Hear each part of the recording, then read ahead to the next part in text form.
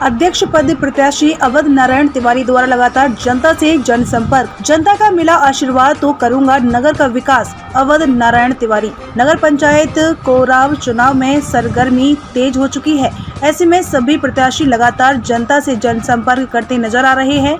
नगर पंचायत कोराव से अध्यक्ष पद के लिए निर्दलीय उम्मीदवार प्रत्याशी अवध नारायण तिवारी ने अपने समर्थकों के साथ लगातार घर घर जाकर जनता से जनसंपर्क करते नजर आ रहे हैं। अवध नारायण तिवारी जनता के बीच में जाकर लोगों से कहते हुए नजर आ रहे हैं कि आप लोगों ने कई लोगों को कोराव नगर पंचायत अध्यक्ष बनाया है, उन्होंने गलत फायदा उठाया है। वह सिर्फ चुनाव के समय ही आप लोगों से जनसंपर्क करते हैं। एक बार मुझे अवसर देकर देखिए, मैं आप लोगों को यकीन दिलाता हूं कि जैसे बतौर समाज सेवी मैं आप लोगों के साथ हमेशा हर सुख दुख में खड़ा रहूंगा, उसी तरह से खड़ा रहूंगा। अगर मुझे आप लोग अध्यक्ष बनाते हैं तो उसके बाद भी खड़ा रहूंगा। मैं कोई नेता नहीं हूं, मैं किसी पार्टी विशेष से नहीं हूं, मगर हाँ, मैं जनता के लिए किसी से भी लड़ सकता हूं। उन्होंने कहा कि मुझे आप लोगों की जरूरत है, मुझे नगर वासियों के साथ की आवश्यकता है।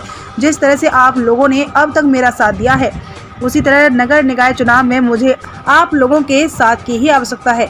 अवध नारायण तिवारी ने कहा कि कोराव नगर पंचायत की जनता को कोई भी समस्या होगी तो उसको प्राथमिकता के तौर पर तुरंत दूर किया जाएगा। अभी कोराव नगर पंचायत में बहुत सी कमियां हैं, जैसे बारिश के समय जल जमाव होना आदि बहुत सी कमियां हैं, उसे दूर करनी है। इस बार हमें मौका दें, कोराव नगर पंचायत का विकास होगा। हमारा एक ही लक्ष्य होगा, हर नागरिकों को समान अधिकार दिलाने की और विकास कार्य करने की। नमस्कार दर्शकों, मैं अनुराग मिश्रा और आप देख रहे हैं ऑफिशियल अनुराग अनल 21 news, NSD times, fast news India, KKD. इस समय हम नगर पंचायत चुनाव में जानकारियां ले रहे हैं।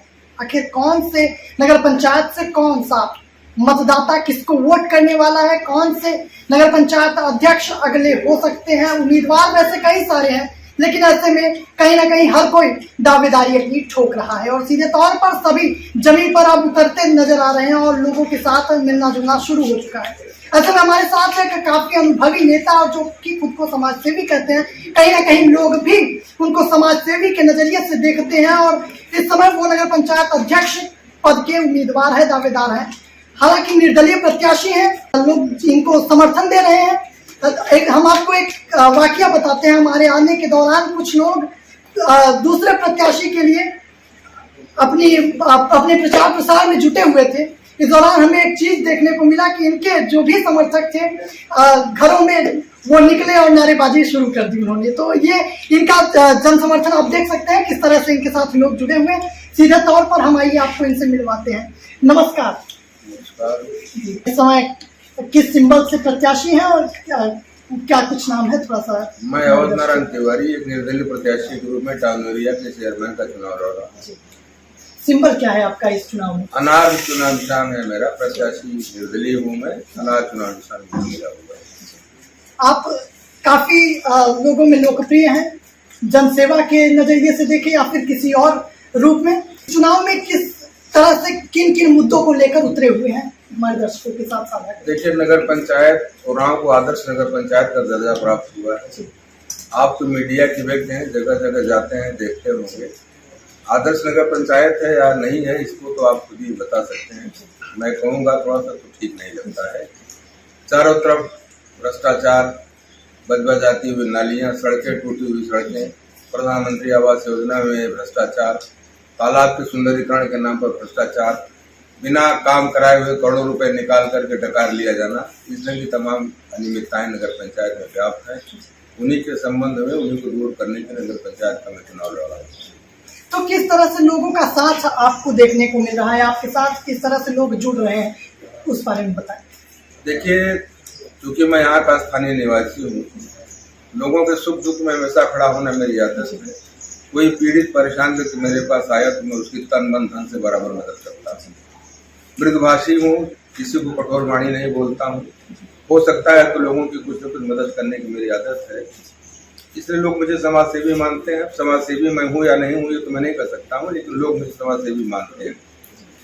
तो अभी आप जैसा आपने बताया कई सारी समस्याएं हैं जिनको आप हल करना चाहते हैं, जिनके लिए आप इस समय नगर पंचायत अध्यक्ष पद प्रत्याशी हैं और लोगों के बीच जा रहे हैं, उनसे अपने लिए वोट के लिए अपील कर रहे हैं।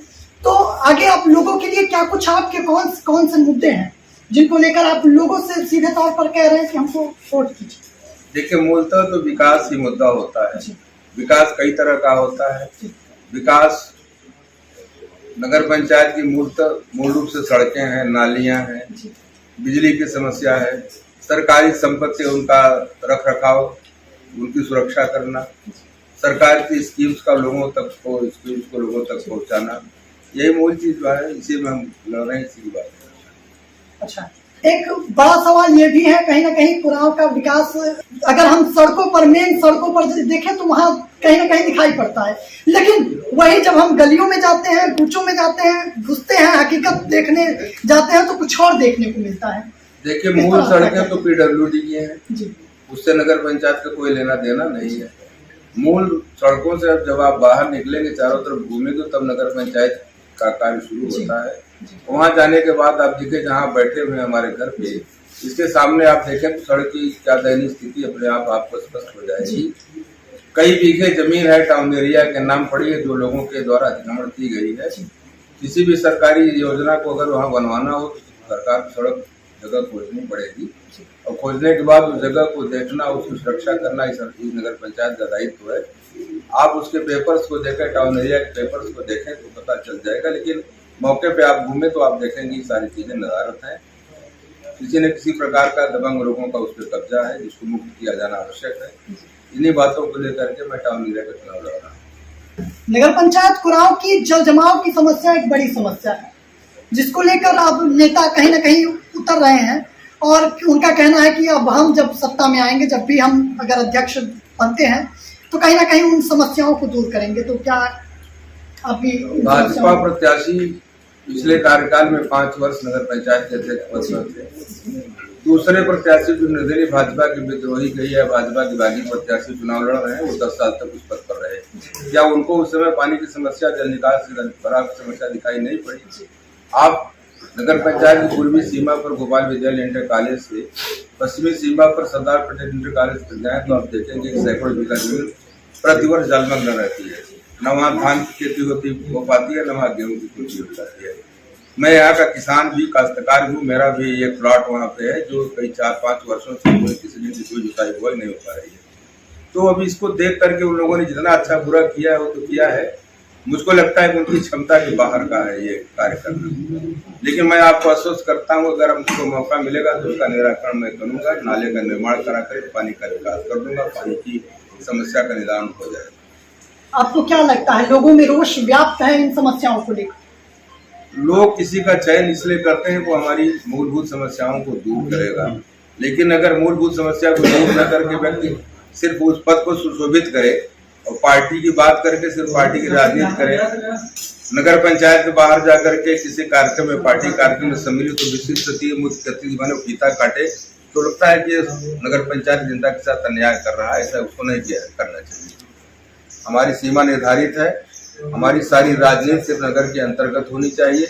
नगर का विकास कैसे हो इसी पर विचार किया जाना चाहिए और अपनी कमेटी के लोगों को लेकर के उसमें काम करना चाहिए। यही मूल ध्येय होना चाहिए। आप बतौर कंपटीटर किसको देखते हैं इस चुनाव में? मैं तो सोच रहा हूँ कि मुझे कोई कंपटीशन करने वाला व्यक्ति नहीं है। जो भी लड़ रहा है मुझसे लड़ रहा है। ये बात तो आप दूसरे लोगों से पूछेंगे तो वो बताएंगे कि लड़ाई किससे। आपका कंपटीशन? नहीं, मैं मुझसे सब लड़ रहे हैं, मैं किसी से नहीं लड़ रहा। तो हमारे साथ थे अभी नगर पंचायत कुराव के, इनका चुनाव चिन्ह अनार है और निर्दलीय प्रत्याशी हैं। कुराव नगर पंचायत से काफी लोकप्रिय है कुराव नगर पंचायत में, और कहीं ना कहीं इनका जनाधार देखने को बिल्कुल मिल रहा है। जैसा कि इन्होंने कहा, जो भी पार्टियों के प्रत्याशी हैं और जो निर्दलीय भी हैं, कहीं ना कहीं उनके पसीने छूट रहे हैं। बहुत बहुत धन्यवाद हमारे साथ जुड़ने के लिए। देखते हैं अगला प्रत्याशी कौन है। धन्यवाद।